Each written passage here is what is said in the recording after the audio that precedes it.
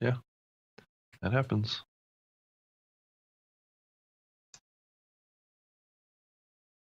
All right. Well, YouTube is up. Good morning, hang on. I got to start the recorder. I can go on live stream too.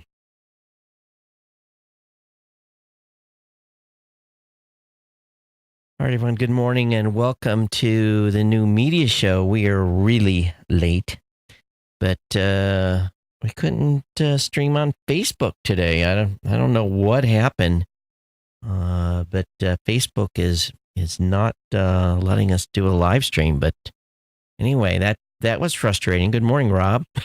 Good morning, Todd. It's it's the old saying, technology doesn't always work.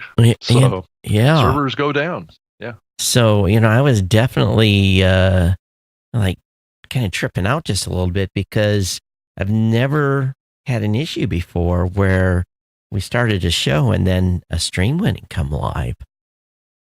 So it well, we can't be too complacent, expecting everything to work, because sometimes it doesn't, right? That's right.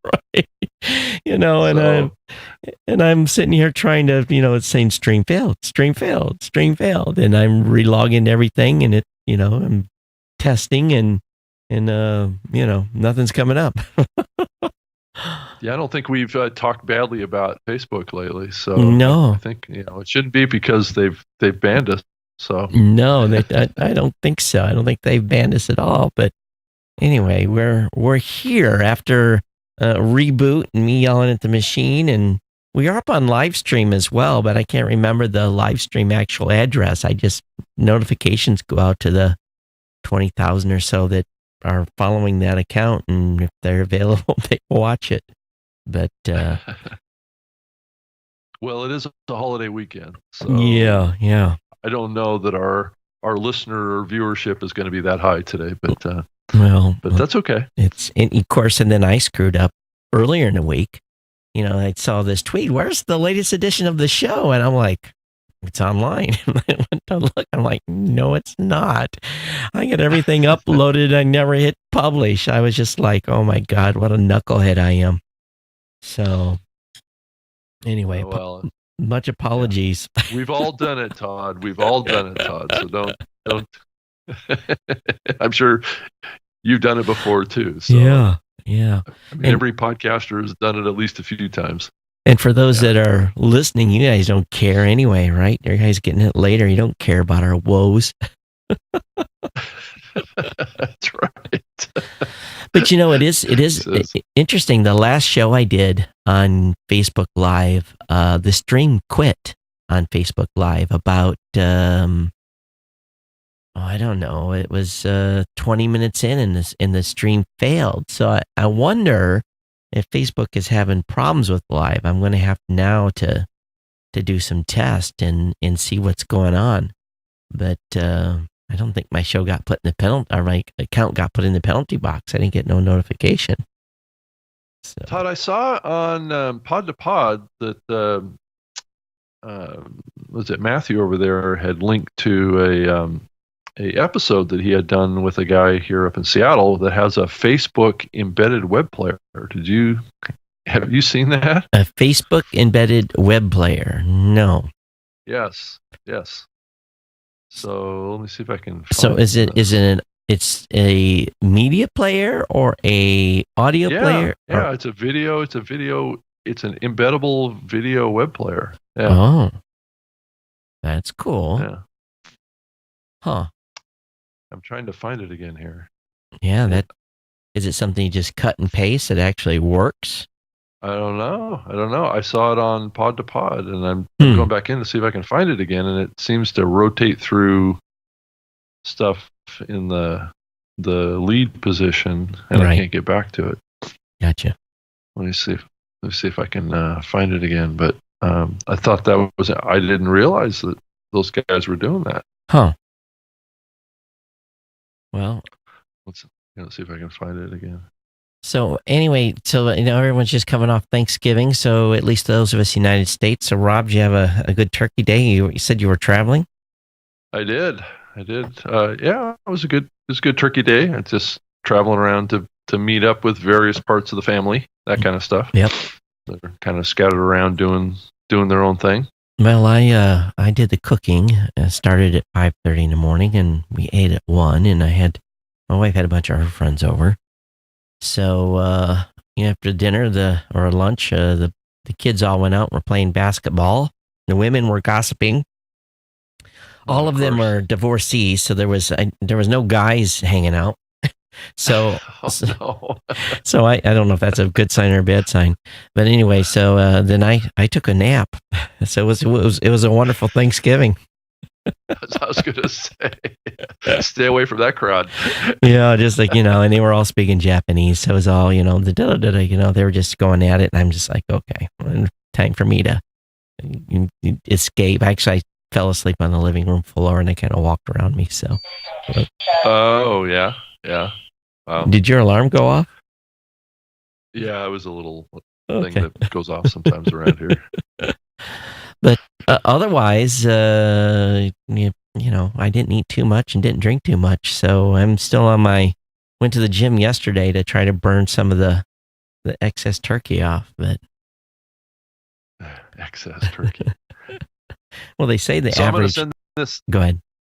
Oh, I was just going to say, I mean, get back to what you're saying, but I'm going to send you a link to that Facebook video that I was telling you about. All right. You can upload. Anyway, about your turkey. Yeah, so. Okay. And then yesterday we had the famous turkey burgers, which I posted on my Facebook page. So. Okay. Sounds good. Yeah, that's awesome. But the podcasting space, of course, this week was a relatively quiet week, being a short week. People were putting extra shows out. I saw a lot of special editions, so someone has been paying attention and listening, which is good. So that, yes. They were able to, see if I can get this right. There we go. I think they were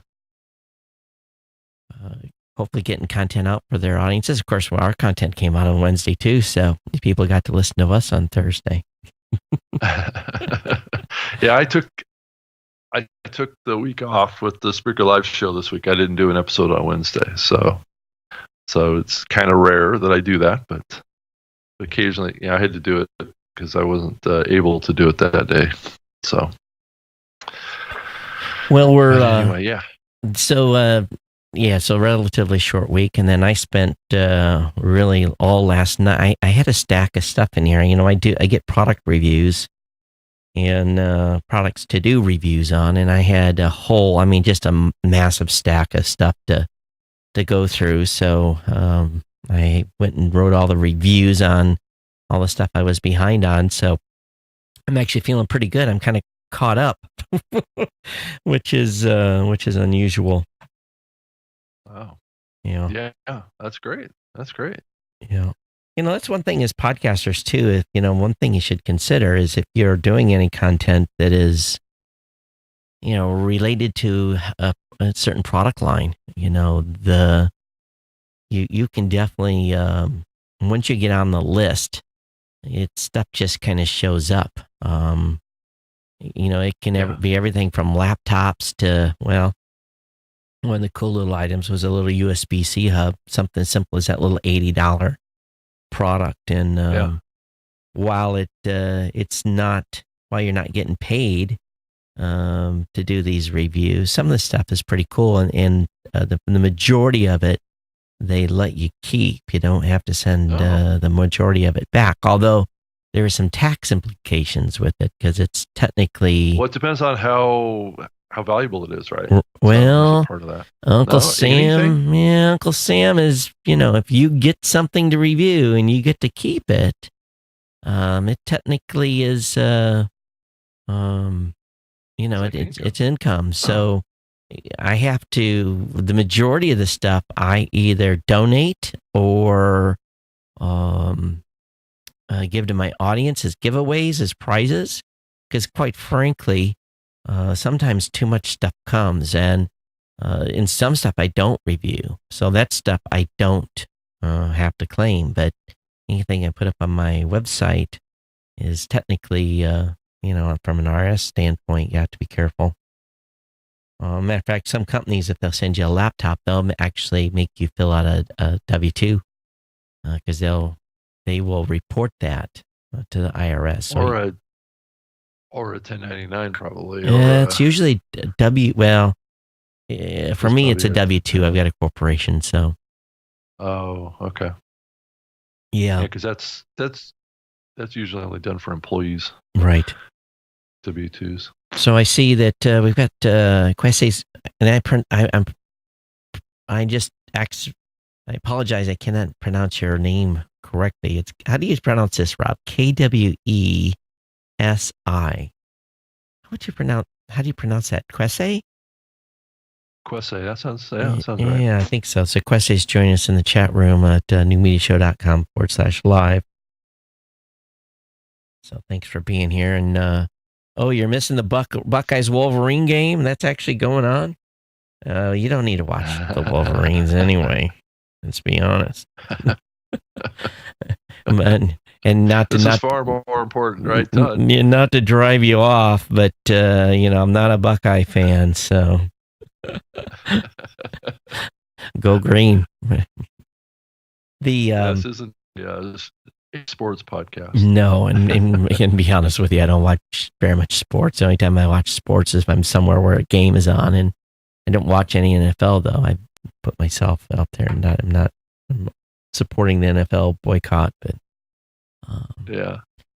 So otherwise, right now is a good time to get yourself a Podcast Movement ticket. They're on sale through the 28th. So their standard is $259, standard plus is $334, and you want to go with that Pro Pass. That's the one to get $559. And you get access to all 100 keynotes, entry to the Expo Hall, which will be there. Rob will be there. You get entry to the Tuesday night party for the Academy of Podcast Awards. You get entry into the Wednesday party. You include, he gets the virtual ticket and access to the Pro Networking Lounge with food, drinks, all 3 days, which if you don't want to have to run around and grab food, that's the difference really between the standard and the Pro is that, and that's a pretty good deal. I didn't see that lounge last year. Did you? No. Plus, Todd, I don't remember, and maybe I got the email and I just missed it or something. I didn't see a link to the virtual ticket from last year. Yeah, it went out. They announced it. It's been released. Did they? Yeah. Oh, I figured it had been. I just hadn't seen it. So, okay. Yeah, it's Quese like Stacy. So Quese like Stacy. I guess I'm close. Quese, yeah. All right, cool. So anyway, that was announced. So you got a few days, folks, to get yourself a Podcast Movement ticket, save some money. One thing I saw was that a post. Where is it? Bada bing, bada boom. Where is? Did I open it? I thought I opened it up. It's a Podcraft episode talking about scripting your show. And, I've got torn emotions on scripting. Rob, if you remember Andy McCaskey over at SDR News, he scripted his entire show. Oh, yeah. He did a daily show, and he wrote the whole thing.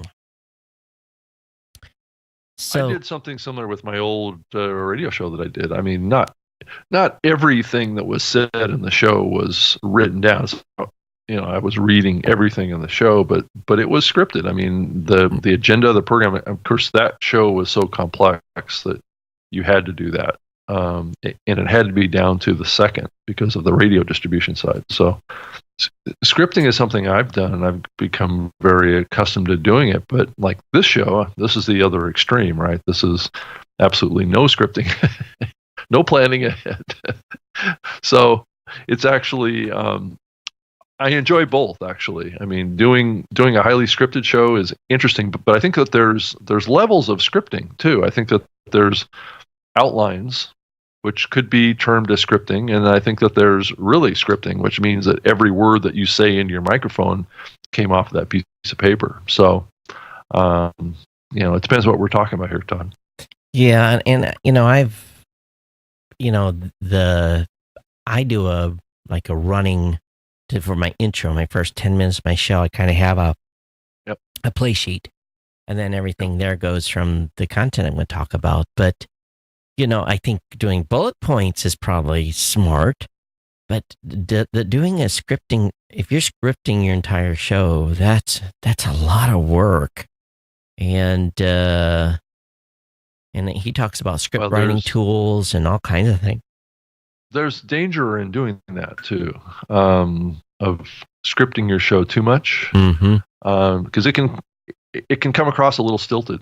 And I know of some that do that. And when I say stilted, it just comes across as not very real. It's kind of like you're reading a book. I mean, I think that the line between doing a podcast and doing like an audiobook, I think is what we're talking about here. And that's, I mean, audiobooks can be very good, but you have to be a pretty talented presenter to make an audiobook or a reading come across as something that's similar to your ability to just speak off the cuff and be authentic and more real and be, have a stream of consciousness, which I think people pick up and people connect with streams of consciousness more than they pick up audiobook reading. So I think it's I don't know, Todd, what do you think about that distinction between those two?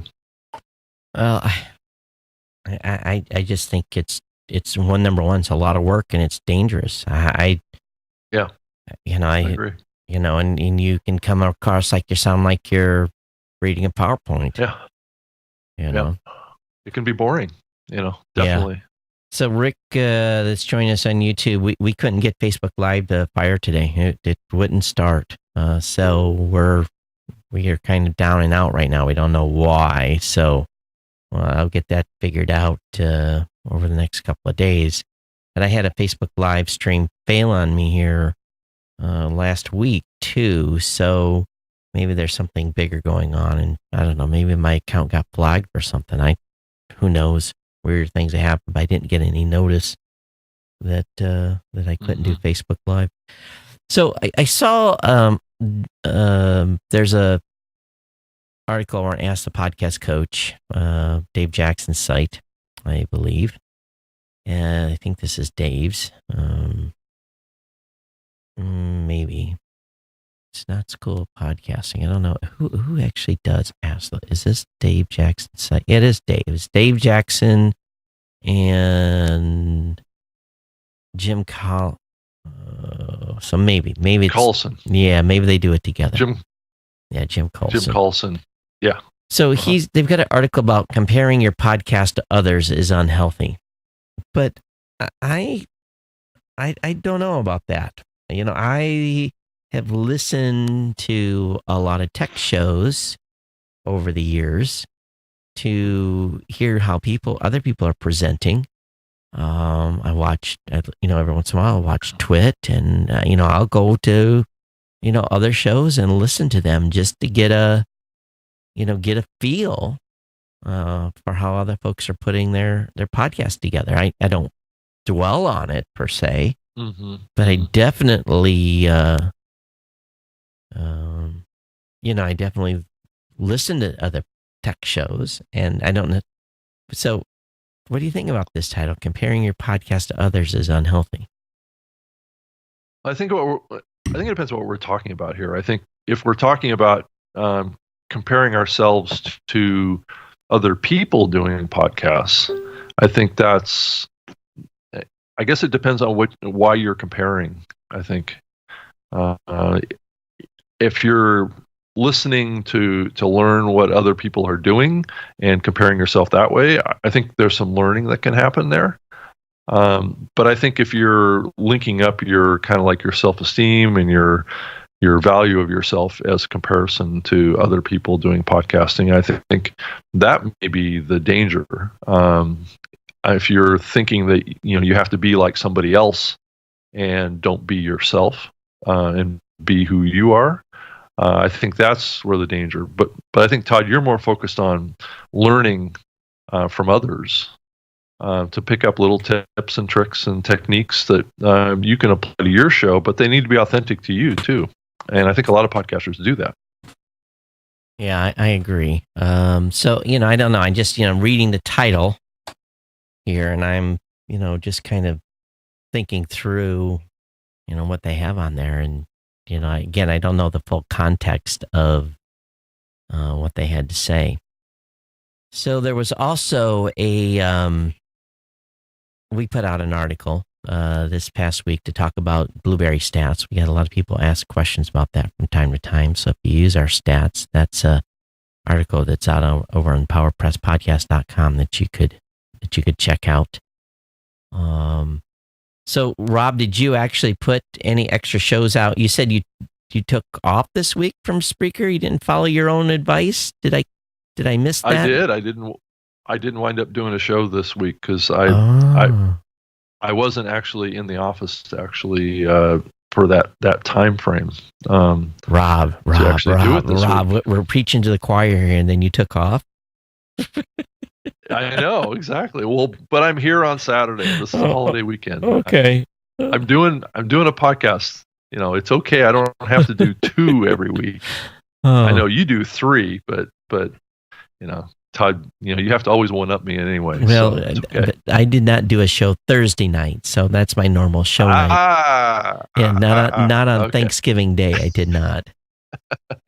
But no one's gonna. It's my normal schedule would have been Thursday release Friday. So yeah, and no tech news on Thursday night. That's true. I'll tell you a little. This is something that is kind of non-related, but it is a little bit of a tech thing. I for years I've been using a Synology 5 dry bay network attack storage device for all my media storage. And that box has been rock solid in it. I've got 5 terabyte drives in it, and which gives me something like 17 terabytes of storage, and it can essentially, and it basically is RAID compliant. If I blow a drive, it can go down. But the box, apparently there's been a recall out on my model for a while, and I didn't know it. They were RMA and returning them.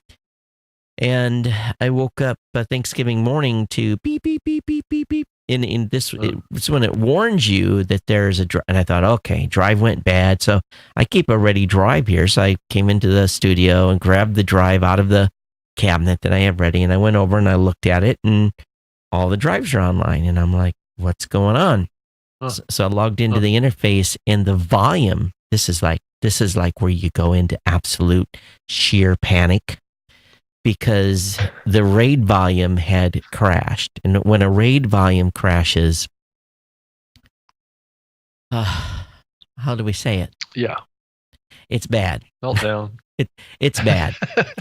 So, okay, whatever. I opened up remote access. I turned in a ticket, and they got into it and was able to get the drive so I could copy data off it. Now, I already had backups, and I only needed to get a little more data off that I had copied over the day. Well, I've got stuff stored in a couple places, so I wasn't in a meltdown panic. But the box crashed again last night. So the copying I have done is done. It's kaput. And unless I send a ticket to them and say, fix it again so I can copy more data. But there's something wrong with the box. But they're going to RMA it and return it. So as a podcaster, one thing you guys should be thinking about, and the reason I'm telling you this, is you need to have a couple layers of backups. So my layers of backups really are one, on my desktop. Everything on my desktop is backed up to the cloud. So everything that's on the primary machine is the cloud. I have the Macs being backed up. Originally, they were being backed up to that same box, and being able to restore. So I image folders and all that stuff. So if I have a machine go down, I can do an image restore. Well, and then I backed up the NAS. So I had a backup of so a lot of hard drives. But I could, right now, if I had not done the secondary backup to the hard drives off the NAS, I would be in absolute meltdown mode right now. I would, because I'd have to be pulling data from the cloud down, and that takes forever because we're talking like 12 terabytes. Not a fun thing to. You can recover from the cloud, but it's not a fun thing to recover. Cloud recovery is the last. Well, you should never have to recover from a cloud. Right. Right. Yeah. And most of the stuff you don't need access to on a regular basis, but the digital world we live in, you are just one hard crash away from absolute sheer terror. So, nothing is permanent, right, Todd? No, not at all. Yeah. And so little did I know that this particular unit had been recalled, and for this specific issue.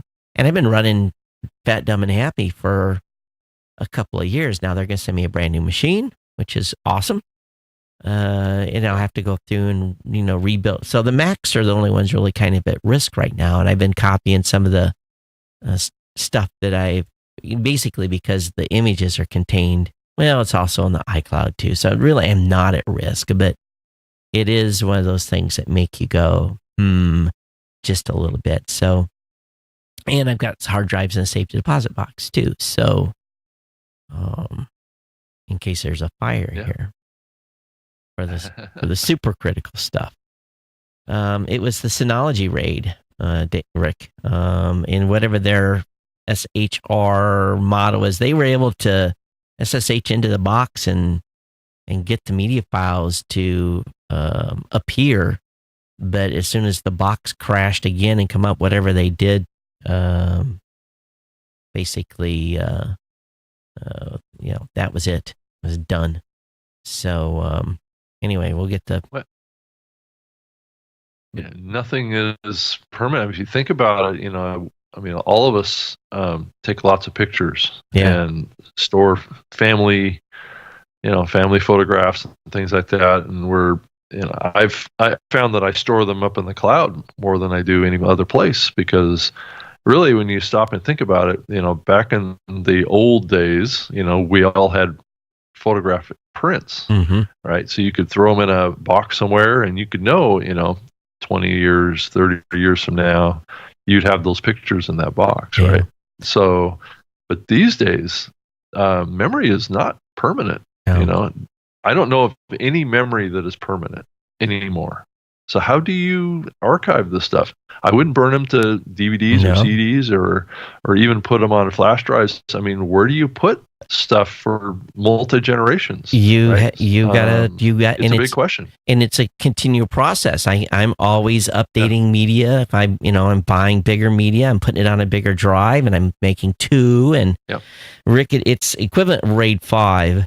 And basically you lose one drive and be okay. So, but this situation, what was going on was the box would get up and running, and every 5 minutes it was crashing, and the box was resetting, and it didn't recover from one of from the box crashing. So it was the hardware of the box that caused the corruption. So, like the guy said, we sent out notices that you could have gotten this replaced, and I was just like, I didn't know.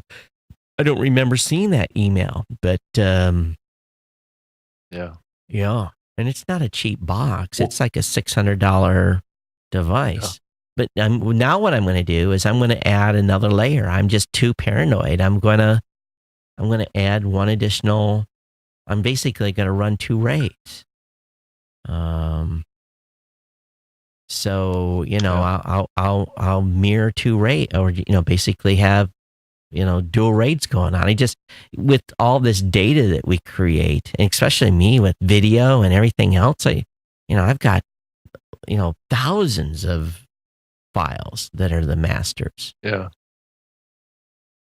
So, well, Todd, I was thinking about this Actually last night when I was driving back, I was thinking about a fellow that used to work with me on my old radio show that he passed away like 10 or 12 years ago. And how he had his daughter in our studio when he would come in and do the show with us. So she would like sit in the studio when he would be doing the show. And he's a very creative guy. He was very vocally talented, right? I mean, you think about like a Lee Laporte, how he can do voices and all this stuff. He's very, very funny, very, very entertaining person. And so he actually did a few episodes with us and did a lot of our lead-ins and exits and things like that. So he was kind of a wild man, really. I mean, he was just crazy and fun and was into a lot of stuff. And the reason I'm telling the story is because it gets back to, we're all podcasters. We're creating content just like we are right now.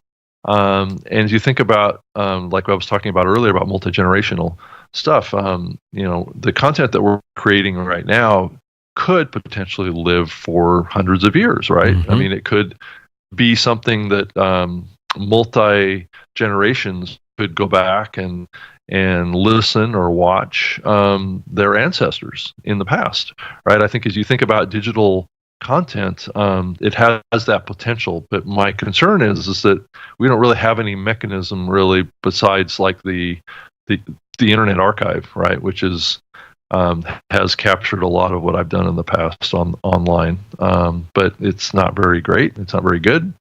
But as you think about that, so I mean, eventually I'm going to pass away, and my children are going to be around. And I was thinking about this father that was on my show 10 or 12 years ago. We gave his family some CDs of this daughter's father doing our radio show and doing all his voice acting and performance that he had as kind of like a memory for family, for her.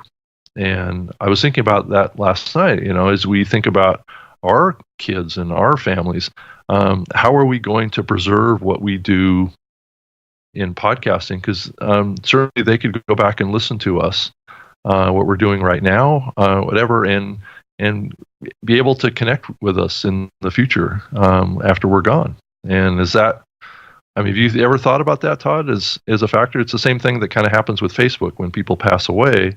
I've got a couple of people on my Facebook list that are no longer with us, but they're still there, and people still comment on their walls, and it's kind of living beyond, I guess, through podcasting is the question.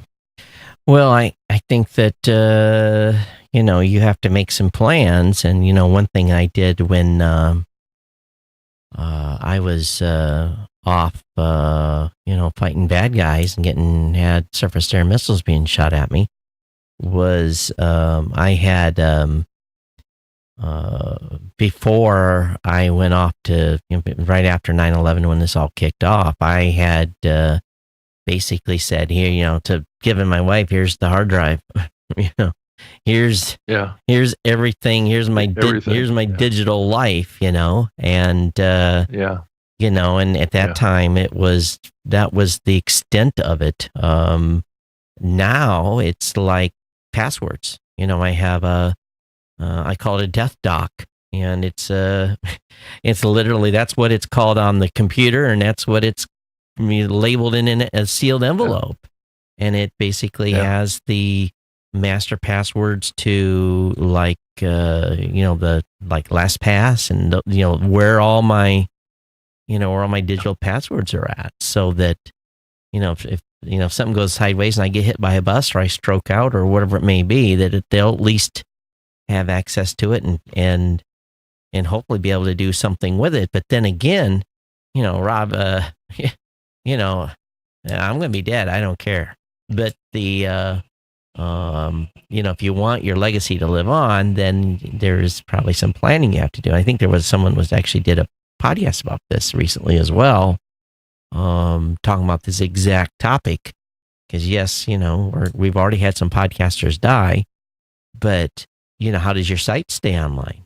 Will your sites go down? Yeah. Will someone pick it up? Will someone pay that bill?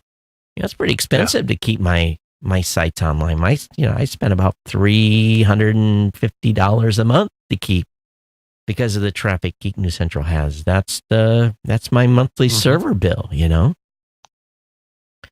that's not sustainable for if they're not.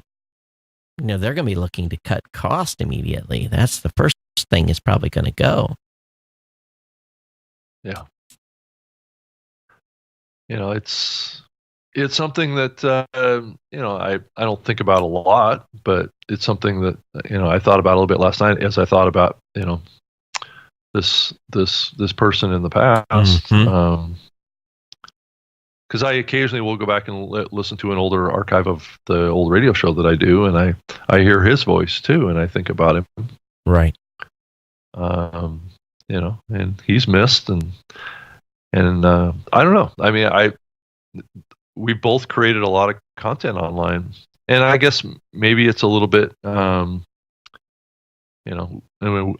we like to think that we're going to be relevant beyond our existence here, but maybe we're not. Maybe that's not something that you want to focus on. Well, to worry about it. It's not only that. It's not just our podcast stuff. It's how many of you have boxes of VHS tapes or mini 8s, or matter of fact, a family stuff, right? What am I holding right here? A 60-minute mini DV that's got stuff on it. So have you digitized all that? And they got companies that are making big bucks. You send your stuff off and they digitize it. But I've literally got boxes of stuff. I did the same thing. My father made in his family, his parents made a bunch of color videos from like the 30s. And I transferred them into a digital format. I played them into a little recording box, and because they were only on film, they were like 8mm or something like that. Really low quality video from the 30s. So I captured a lot of that stuff, but the question gets back to the same thing again. I mean, just because you've converted them to digital doesn't mean that they're not going to go away. Yeah. Where those 8mm film that lasted 50, 60 years. I just don't know that a digital file is going to last 50 or 60 years. Yeah. So I mean, where are you going to put it? Yeah. It's the question. Yeah. So it's just one of those things you got to think about, and what are you going to do? How are you going to protect your digital media? So for me, it's just like the thing I'm thinking about is, did I have everything backed up? You doubt yourself, then you start asking, do I really have everything backed up? And I know I do, but when you have a box like that go down, you're start thinking, did I make any folders over there and dump anything in there that I didn't have backed up on another drive, or did I have the backup scheme set up right? You just never know, so it's probably something. How many layers of backup do you have to have? Well, and not only that, but backups that are encompassing. You run in a script, and did you add a folder that didn't drop something into it? So all that stuff is, you don't need multiple layers, but you just need to make sure you got it all. That's the kicker. Yeah. So it sucks all around, and just definitely brings you to another layer of a pucker. And Todd, maybe at some point in the future, memory and storage will just be, won't be an issue. I don't know. Maybe there'll be some technological breakthrough that will make storage of digital stuff unlimited and free. And I mean, if you think about it, that's somewhat happening a little bit today with Facebook and YouTube, and these big companies are storing it. But the question gets back to, you look out 30, 40 years, 50 years, is Facebook going to be around Yeah. in 50 years? Yeah. You just don't know. Is YouTube going to be around in 100 years? Yeah. You look at the past, there's not a lot of examples of these companies lasting that long. Yeah. Or even any company lasting anywhere near that long. Yeah. So I'm getting messaged by Chris Voss. I'm doing an interview with him at 11, and he wants to do it on Google Hangouts. I hate doing interviews on Google Hangouts. I really do. It's just a pain. It's just I have to reconfigure everything to get it to work. It's drives me crazy, but it's all right. Why can't we use Skype? But Skype just works. It's a first world problem. Oh. I know what you're saying though. Yeah, I'm on Google Hangouts every week. So with Spreaker, so that's what we use to do a lot of our team calls. Yeah. I just have to change wires when because it's just a pain. Yeah, it's absolutely a pain. Yeah, but anyway, so I guess on the death side, if you want to put your stuff, up to make sure it lasts forever, Internet Archive is probably the closest solution as you've got now. Yeah. But it does a pretty good job. Yeah, but it's still no guarantee. Yeah, as long as there's a benefactor that will keep paying that storage and bandwidth bill. Well, Internet Archive doesn't right. require you to pay. No. But somebody has to. Right. It's like a foundation or something like that. Right. Yeah, as long as someone keeps writing that storage bill. Yeah. Somebody's got to pay for it. There's also Amazon Cold Storage. Glacier Storage is pretty cheap, but it's very hard to, it's really designed for like permanent archive. Yeah, long term. Well, long term. It sounds like Jeff Bezos was trying to solve the same problem we've been talking about here. Yeah. Is that what is permanent? And I think if there was a company that could be more permanent, Amazon would be the one that would come to mind. Yeah. So, yeah. So anything else happening there's this constant stream of new podcasters asking questions in the Facebook groups. It's just, it's my wall on Facebook has really changed here recently, Todd. I don't know if yours has as well, but they've really drilled me down on Facebook on podcasting posts. Really? I used to get stuff all over the place, from the political stuff to cat videos to all sorts of stuff, and all of a sudden here recently it's just been one after another, just podcast posts. Well, that's I see a lot of that. I don't see too much political stuff. It's because maybe they finally got a clue, because I kept saying I'm not interested. They're filtering a lot of that stuff out. Yeah, I said not interested, not interested, not interested, not interested, and for the people that were hysterical, unfollow. I think they're actually trying to filter out this concept of fake news. They're trying to get out of their system too. Yeah, they got so much crap for that. But yeah, I've just I've seen a lot of new podcasters coming in asking really basic questions in these Facebook groups, and it seems like a good resource for new podcasters to come in and post questions if they don't understand something, and they'll get a barrage of different perspectives, but at least they're getting different perspectives. Yeah. And it's just like invariably, like every 3 days, what's the best podcasting host? I'm just like, do we have to ask that every third day? Well, it's multiple people every third day. Oh my God. Yeah. It's just like, really? Well, it is. I mean, Todd, it is rather confusing, I think, to new people getting into this. They hear the one company is better than the other, but I don't think most of the new people really know what the differences are between all the different companies. Well, why they would pick one over another. And it doesn't help that there's all kinds of, in my opinion, bad information that's shared with people. It's very, very irritating. So yeah. And to be honest with you, we're blown away by the number. Well, what we have found. I got 3 support team members, 3, and they're slammed. It's because it's podcast 101, and the absolute unequivalent refusal to watch a 15-minute get started in video. And I mean, it blows me. I mean, we send the welcome letter with the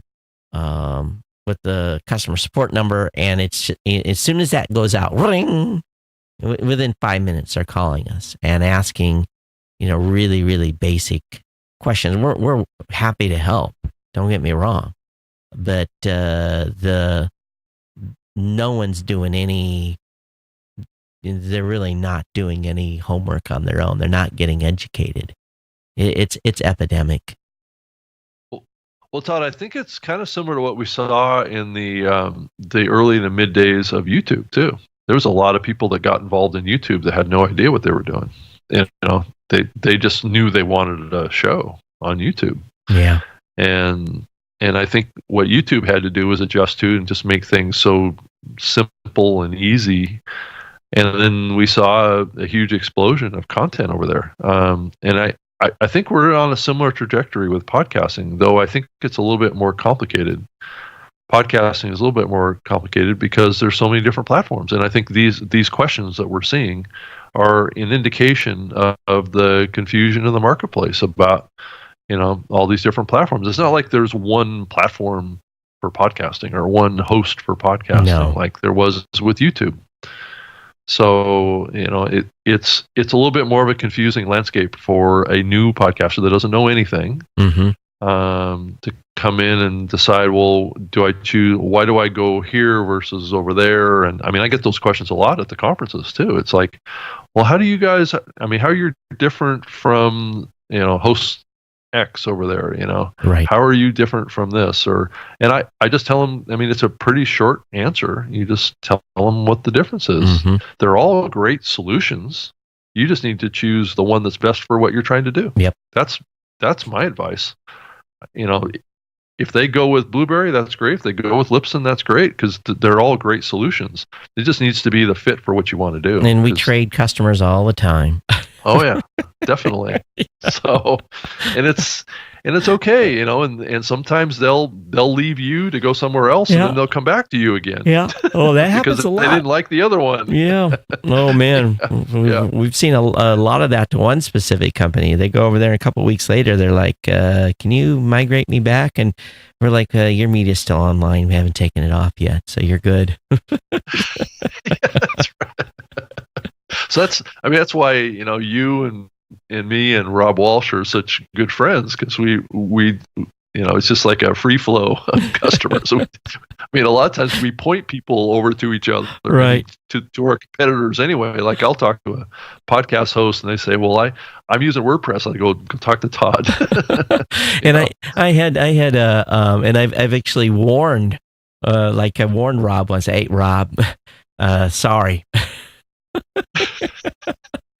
You've got one coming, and then I'll be like, and he'll like, "What's his name?" Yeah, exactly.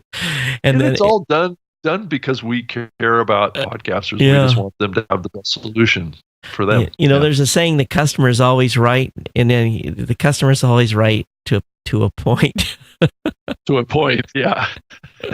I mean, we're all still fighting for our businesses, so it's this juggle that we do. And a lot of people are like, "You do a podcast with Todd Cochran?" I go, "Yeah, people think that's really your weird." Competitor?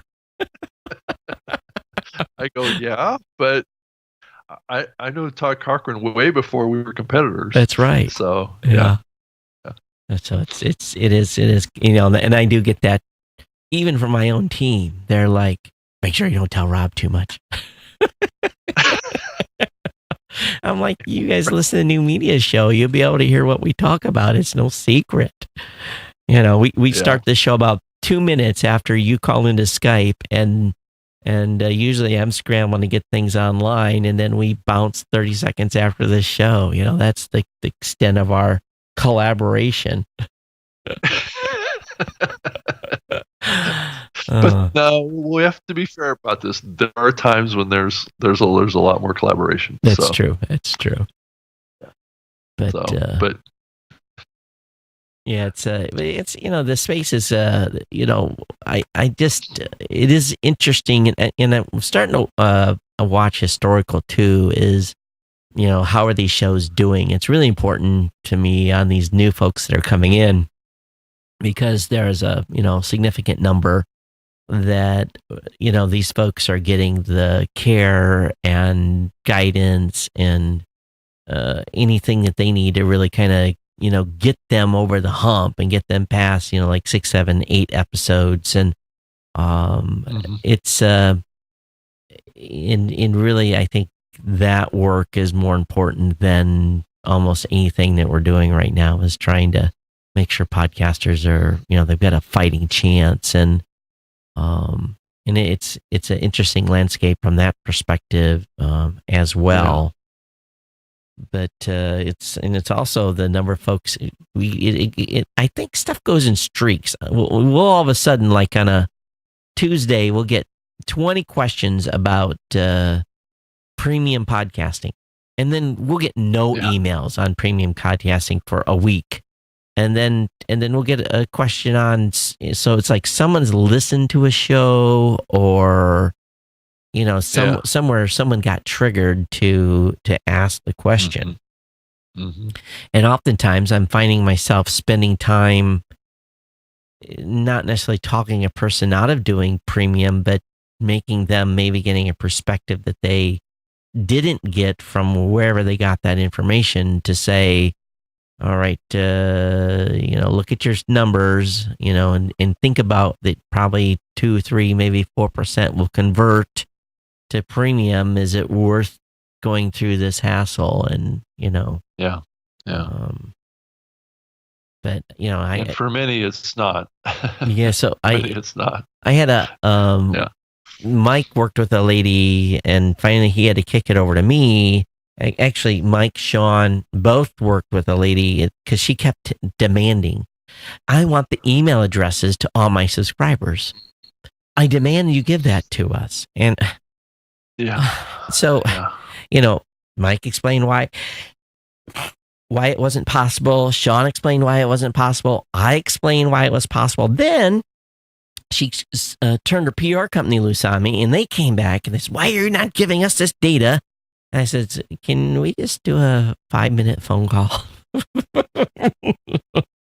And he got him on the phone, and I'm just like, listen, Apple does not give us this info. We do not have the email addresses for who is subscribed. And after I explained it to them, they're kind of like, oh, but it was just like, it's like they thought we were the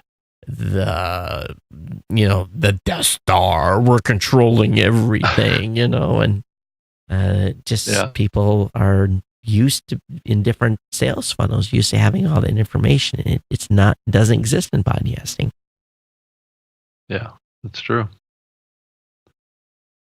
That is true. Rick says, some want everything just handed them and don't want to do any legwork to learn it. Just tell me how to do it all. This is, it's Rick, it's epidemic. And so we see it a lot. I mean, a lot. And the famous words people come out of their mouth is, I'm not really tech savvy. And in my response, I tell my team, you don't have to be tech savvy to be a podcaster. That is and I would say more people are coming into the space that are not tech savvy at all. Oh, not at all. That's the majority are not. Yeah. And a lot of people too that are now just the only thing they have as a device is a phone. That's it. Not a computer, nothing. Just a phone. Yep. And accommodating them, we've had to make some changes so that they could just a phone. Yep. And Interesting. Be able to, I mean, it's the same thing we've done at Spreaker. We've created apps that run on all the mobile platforms that they can record and publish right through their app. Yeah. So, yeah, I mean, it is a mobile generation. I mean, this is definitely where things are going. Yep. More and more. Yep, that's true. I don't know. I mean, what's the next big thing, Todd, do you think, for podcasting as it relates to kind of the technology sector itself? I mean, as you think about, because we've really kind of rode on the back of technology innovation for years in a broader sense, right? The growth of podcasting has, rode on the back of smartphones. It's rode on the back of new devices that give people easy access to content. And so I guess, we are a little bit dependent on the innovation that comes out of Apple and Google and all these things that hundreds of millions of other people are dependent on too for their digital lives. I just wonder what's the next big thing that's coming beyond just like these smart speakers. I think the smart speakers thing is definitely a momentum that's moving forward, but I think that there's other more fundamental things that are going to happen that are going to change the medium going forward. I'm just not always 100% sure what exactly those are yet. But I feel it coming. I feel it coming, though. We went through 2 or 3 attempts to try to change the space, and that didn't go anywhere. So, yeah, that's true. I don't know. I'm at this point, things are working. Like set-top boxes is another example of it, right? Yeah. Well, the set-top boxes are. Sorry, I don't know that. Oh, that was nice. Did you hear that? That was Alexa. Yeah. On your side? That was mine. That was on my side. Oh, yeah. Okay. You've got her wired in, don't you? Yeah, she is. Oh, yeah. Wired right into your system. Do tell. You doing demo? How did you wire? Oh, you took an out and put it right into your mixer board? Yeah, I did. Oh. Do you want me to talk to her? No, that's okay. But that's a very interesting. Hey, folks, you see what he's done there, right?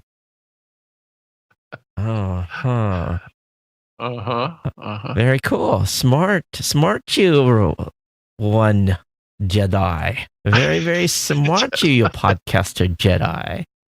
I'm the last Jedi, Todd. I thought, where did that come from? And I was like, okay, I see what you're doing. Oh, so grasshopper. Well, So Alexa, tell us a joke. Alexa, tell us a joke. Why did the mom shush her kids at the match? Because they were making a tennis racket. You're easily entertained, aren't you? Do you know? Do you know all our listeners that had speakers? Our show just got interrupted.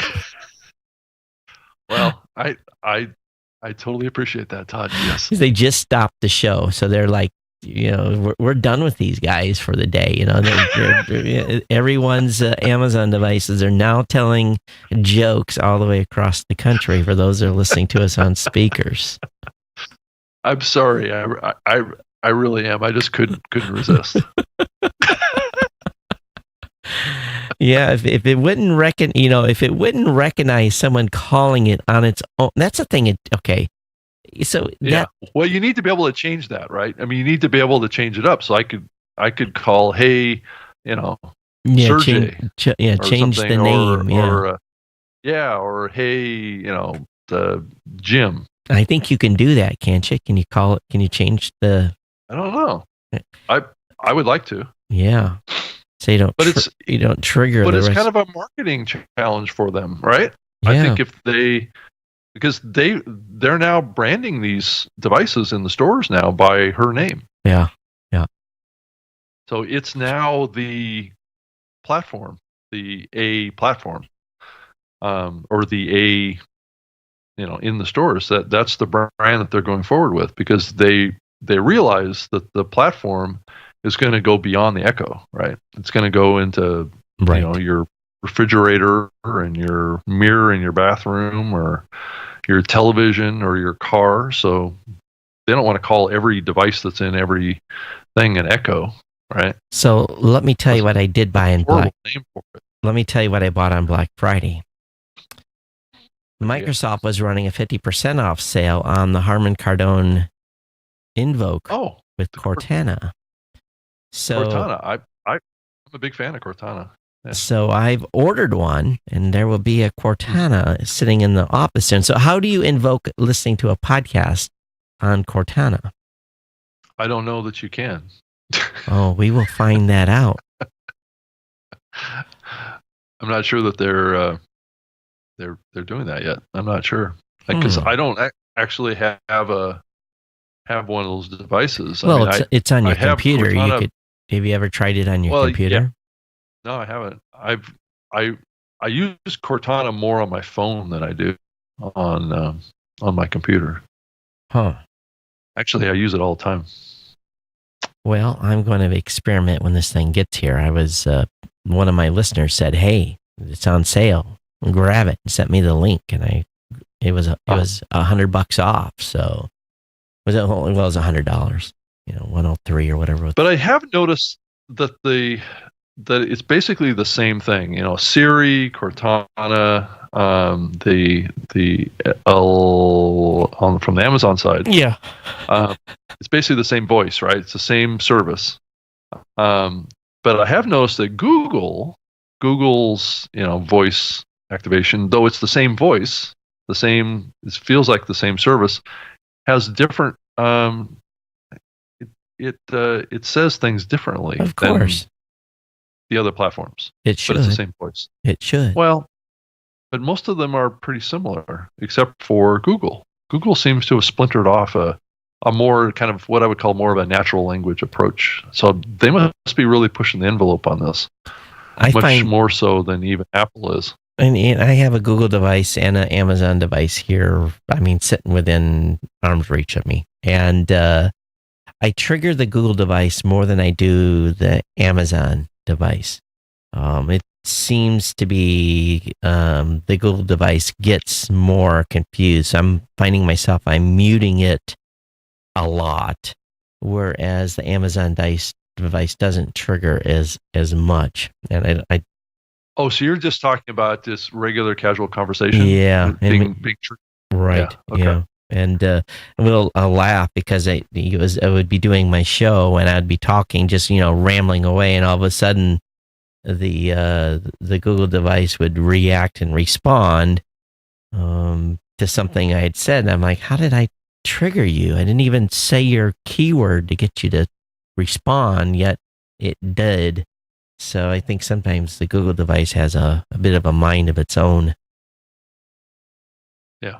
And of course, if you're talking for 70 minutes or 90 minutes straight, you're invariably going to say something in a podcast that's gonna trigger these devices. But as far going back to your original question on where does the space go from here?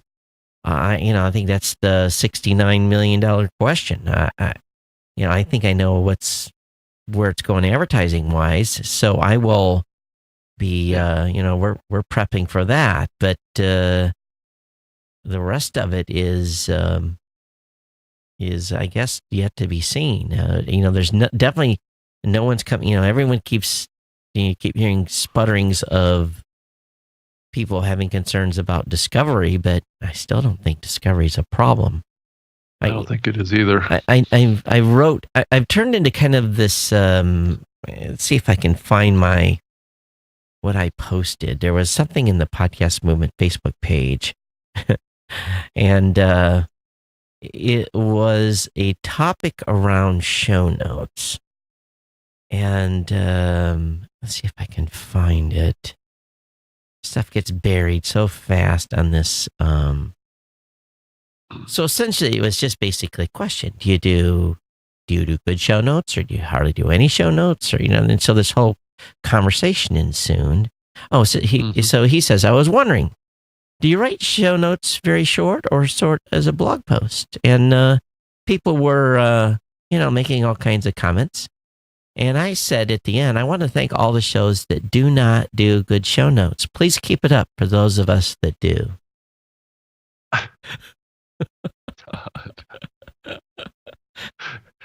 Go ahead. Keep screwing it up. No, don't write any show notes. Just write a sentence or two, and and don't worry about it. Just go ahead.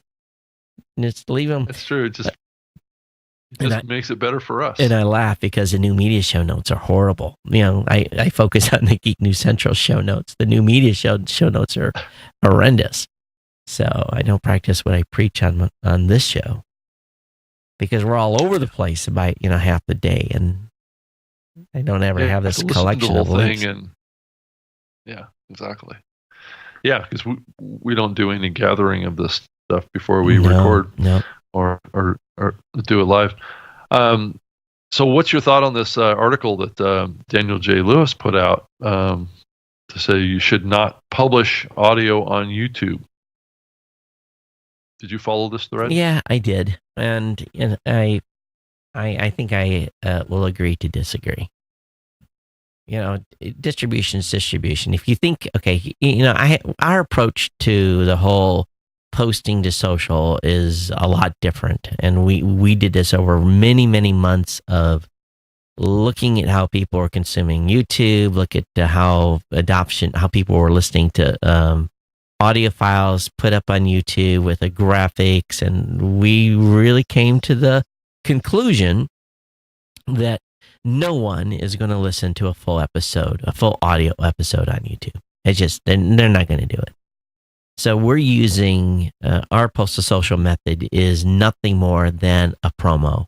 It's the first 2 minutes of your show, and people that are podcasting with us using post to social understand the value of getting out of the gate in that first 2 minutes, making it sound like something that people want to go listen to. So we do a 2 minutes out of the gate. First 2 minutes is captured with a 10-second. Basically, it's a promo. So at 2 minutes, we roll it off and say, you've been listening to introduction of the Geek News Central podcast. Please visit geeknewscentral.com for the full episode. That's how we post to YouTube. That's how we post to Facebook. To Twitter, it's a different situation. We post, because we can put an audio player, an audio card on Twitter, we post the full episode. So we've had, I can count on like one hand the number of people that have asked us to do full episodes on YouTube, and maybe we'll make that an option, a switch at some point. But maybe he's right that you don't want to put a full episode on YouTube. But our approach to promoting podcasts on YouTube's a little different. Nothing's going to beat a video. Come on, anytime you can do a video, nothing's going to beat that. Let's be frank. Well, I think his and this is what I gathered, his concern is that the metrics on YouTube are a little different. I guess YouTube is prioritizing length of duration of play as how they rank the importance of a particular channel or a piece of content. You get more love on YouTube if people listen and go to the next video. Yeah, so shorter is better because if you have more completions, right, YouTube values that more than plays, right? Or duration of listening time, right? Time spent listening is a metric that is important for them. So using that metric, then, if we're just doing a 2 minute with a promo, that should fall in what they want. Yeah, it's probably 5 minutes or less, I would think. Mm-hmm. Maybe 2 minutes or less. Yeah, is probably where that is. But at the end of the day, it's about, I guess, your influence ranking within Google, within the YouTube platform, and how that may influence your ability to come up in search results. So your ability to be discovered, right? I have multiple channels on YouTube. I have a personal channel. I have a show channel. Then I got stuff for Blueberry. You can build channels. You don't have to have just one channel. So That's right. if you're going to be doing vlogging, you're going to be doing some, cool videos to put up, put that on your personal channel. Make a show channel that you're not worried about the repercussions of the Google algorithm, So to me, it's everything that I do for the show goes up on the YouTube channel. Everything I do personally, be honest with you, I spent a lot of the day yesterday charging batteries for cameras and GoPros, and because I'm getting ready for Vegas, and inventory gear, and the stuff I use for vlogging, and some things I haven't done recently, and prepping to do some stuff, and I'm going to put that on the personal channel, not on the Geek News Central channel. Yeah. There's a place for everything, and you just got to understand that most people that go to YouTube are there to watch. Yeah. So if you're doing like a regular video podcast, right, or a video show on YouTube, I don't think what he's saying here is you have to make that short if you're doing it on YouTube. I think what he's talking about is if you're doing a video show on YouTube and you also do an audio show. So don't publish your full audio show up there in addition to any video that you're doing, because it's going to hurt your video relevance as well. That's what I'm taking away from this. Yeah. But if you're not doing any YouTube videos, then why do you really care about your ranking anyway? Right. So Rob, I know we're a little short here, but I definitely, even though we got started late, I need to bounce. Okay. So everyone, thanks. We'll try to figure out what was going on with Facebook. Find out why I can't go live over there, and hopefully next week we'll be back with Facebook and of course being on YouTube. So get that dialed in. But if you have any questions on today's show, you can email Rob or I, Todd@blueberry.com. Follow me at Geek News. Rob, what's the best way for them to connect with you? Yeah, I can on Twitter at Rob Greenlee, and that's with 2 E's. And my email is rob@Spreaker.com or rob@robgreenlee.com. Either one will work fine. So those are the best ways to get a hold of me. And for those of you that were in our chat room today, thank you so much for hanging out with us. I've got to go grab some cable so I can be prepared to do a Google Hangout here in about 15 minutes. So, okay. Yeah, not fun. Good luck with that, Todd. All right, everyone. Thanks for being here. We'll see you next time on the New Media Show. Everyone, take care. Bye-bye. Take care. Bye. Stop this. A little different shutdown. Not bad.